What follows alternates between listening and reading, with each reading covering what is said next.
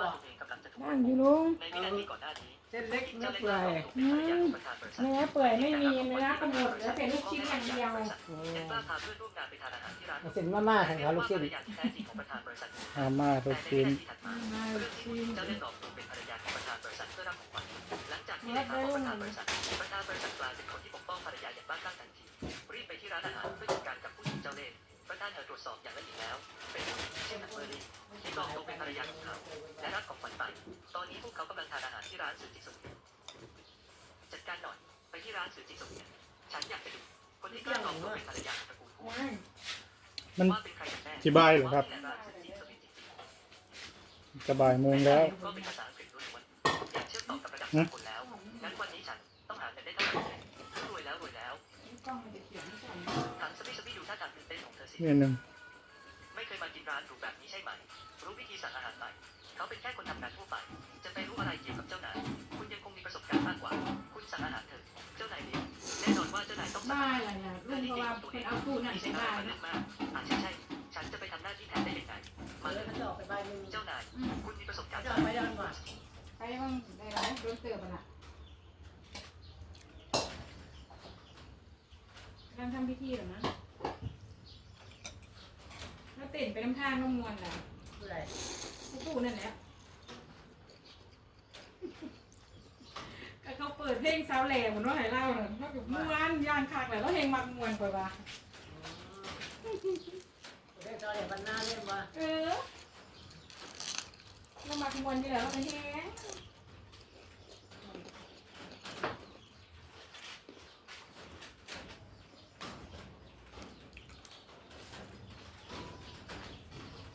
เราบอกว่าเราว่าจะอันเอาไป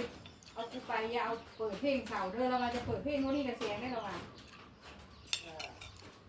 เสียงมาล่างกูเต้นเลยแล้ววะ ตามใจรู้แล้ว จัดตามใจแล้วตัว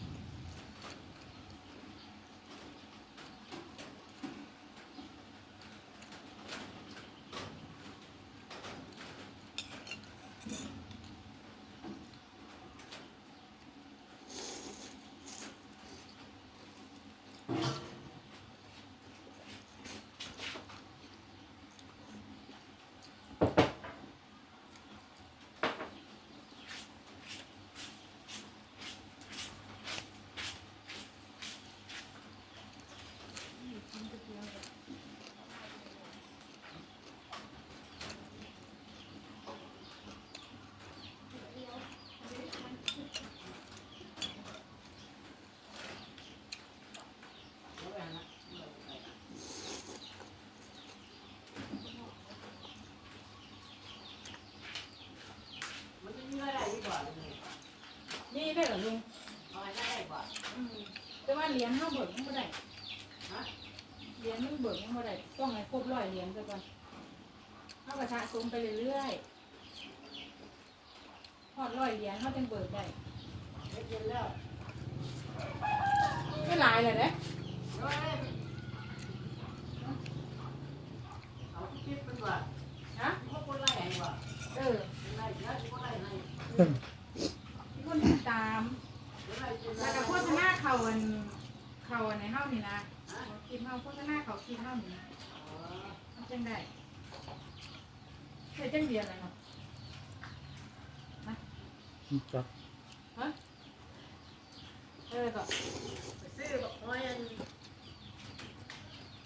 นที่เขากินจะแซ่บนะหอยที่บอกหอยหน้านะเขาต้มแล้วเขาก็ลวกแล้วเขาก็กิน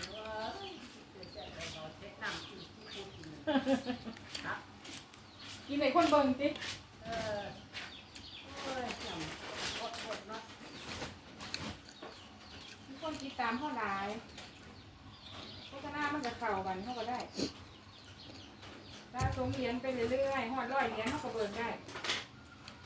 เอ๊ะเจ้าบ้านละวันนี้ เหรียญละ30 กว่าแล้วแต่ราคาเงินเลย ว่า เหรียญนั่นค่ะเงินเหรียญนั่นน่ะมันเป็นเหรียญหยังดอลลาร์บ่ อืม แต่เป็นดอลลาร์มันก็ได้แพง30 กว่าบาท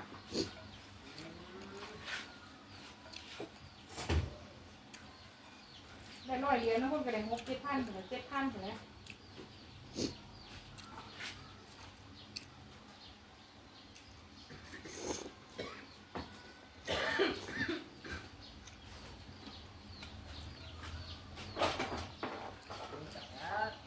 เราไปเล่นไปยูทูบเนี่ย ก็ได้ลุงเขาได้เงินไหนลุงเขาเฮ็ดนั่นเขาเฮ็ดได้หลาย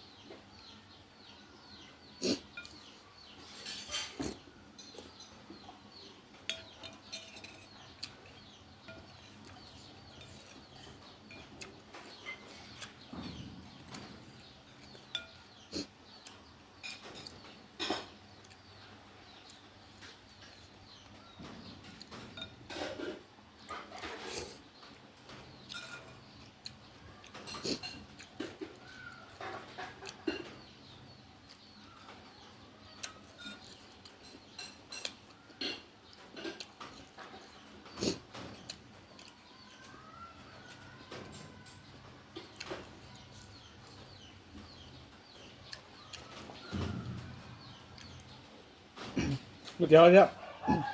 ไปได้อืม